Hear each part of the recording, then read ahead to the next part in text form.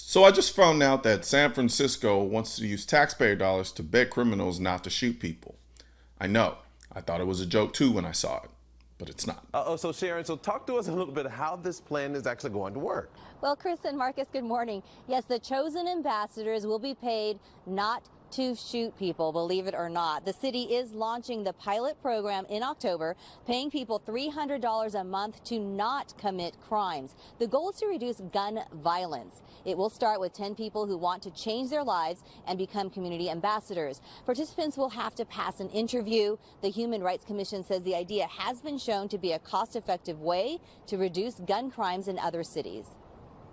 So this isn't about cash for criminals. This is about supporting and valuing people's time and expertise who can really help us think through how to address the problems and crisis of public safety. The payments come in the form of gift cards, and the spending habits are tracked. Now, Oakland and Richmond have similar anti-violence programs. I want you to understand that almost no one can get a concealed carry permit in San Francisco. You can't have more than 10 rounds in your gun. They have a universal background check, an assault weapons ban, and a whole host of other excessive gun control laws that, up until this point, have been so useless. San Francisco now has to pay criminals not to shoot people.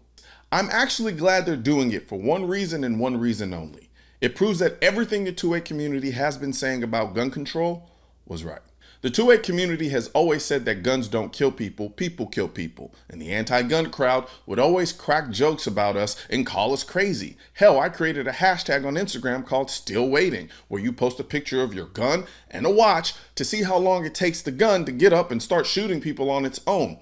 And I did this as a way to say, hey, stop focusing on the gun and focus on the criminals actually doing the shooting. So now I have to ask, if you have to create a program to pay the person not to shoot and not the gun, does this program not prove that guns don't kill people, people kill people? Another thing the 2A community has always said is that criminals will always find a way to get guns, regardless of the law. And the anti-gun crowd always pushed back and called us crazy. This program says it will offer high-risk individuals $300 a month to not shoot anyone.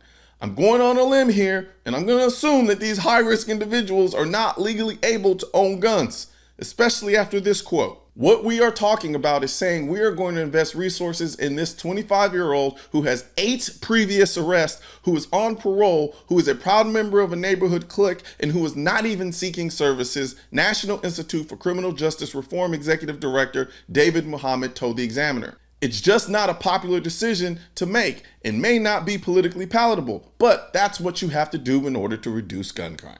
If gun control laws were so effective, they should stop these high-risk individuals from getting their hands on guns, no? So paying them $300 to not shoot people pretty much acknowledges that these gun laws don't stop criminals from getting their hands on guns, because the only people who obey laws are law-abiding citizens. So in the end, gun laws make it harder and only take guns away from the law-abiding. See how that works?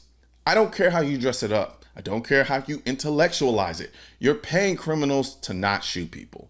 I'm 37 years old with more guns than food, and the government has never gave me money to not shoot people. Instead, they send me notices to pay my taxes. So imagine how a person who never shot anyone living in San Francisco feels, knowing that they're forced to pay the government, who then turns around and pays criminals to not shoot people. So if I don't pay my taxes, I go to jail. But if you're a repeat criminal with a high likelihood of shooting someone, they get paid $300. Please, someone make that make sense to me. This doesn't address the root cause of anything. The vast majority of violence in this country is coming from our inner cities.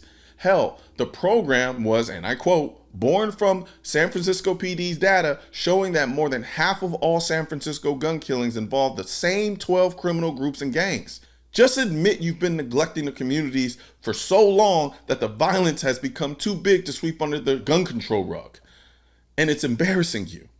It doesn't take a genius to know that if the violence is coming from very specific gangs, you crack down hard on those gangs while actively improving the socioeconomic conditions of that community as a whole. But you won't do that because it's a lot harder and not as sexy. And if successful, no politician or group would be able to take the credit for the change. You know how frightening it is to think about what happens in the moments before, during, and even days after having to use your gun in self-defense? When you first start carrying a gun for protection, it can be a very scary and nerve-wracking experience, especially if you haven't gotten the education and training you need to feel confident. I've been there myself, hoping I never have to go through a self-defense shooting, which is why I'm a member of the USCCA. As a USCCA member, you can eliminate some of the stress of carrying a gun for protection by accessing the amazing wealth of firearm education, training, and current state-specific gun laws of your state or states you may travel to. This can help you be prepared for or hopefully even avoid a self-defense incident. As a bonus, members automatically become insured on the self-defense liability insurance policy purchased by and issued to the USCCA. Click below to learn more. And don't forget to subscribe to the channel, and most importantly, make sure you hit that bell symbol.